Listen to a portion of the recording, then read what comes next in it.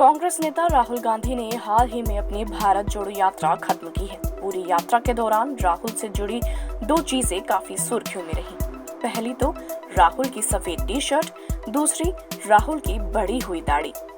राहुल अपनी भारत जोड़ो यात्रा के दौरान कहां गए, इससे ज्यादा उनकी दाढ़ी पर विपक्षियों के साथ साथ लोगों ने क्या कुछ कहा वह हमेशा सुर्खियों में रहा है। लेकिन अब बढ़ी हुई दाढ़ी के पीछे का राज कांग्रेस नेता ने खुद ही बता दिया है। दरअसल एक इटालियन अखबार को दिए गए अपने इंटरव्यू में राहुल गांधी ने खुद अपनी बढ़ी हुई दाढ़ी के पीछे का राज खोल दिया है। उन्होंने अपने इंटरव्यू में क्या कुछ कहा, आप खुद ही सुन लीजिए। मैं अपनी दादी का फेवरेट था, जबकि मेरी बहन प्रियंका नानी की पसंदीदा थी। मेरी नानी 98 साल तक जीवित रही और मुझे उनसे बहुत लगाव था। मेरी नानी पाओला माइनो का पिछले साल अगस्त में इटली में निधन हो गया था। वहीं मैं कुछ आरोप भी लगाना चाहता हूँ।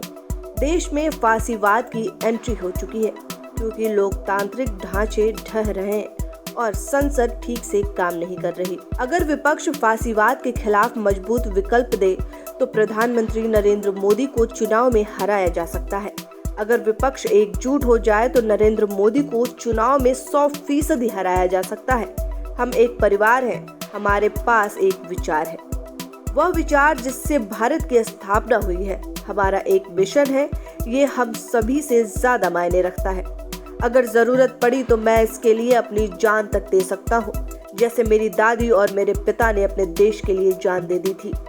ये एक विचार ही तो है कि मेरी माँ का जन्म इटली में हुआ, लेकिन उन्होंने अपना पूरा जीवन अपने देश के लिए समर्पित कर दिया।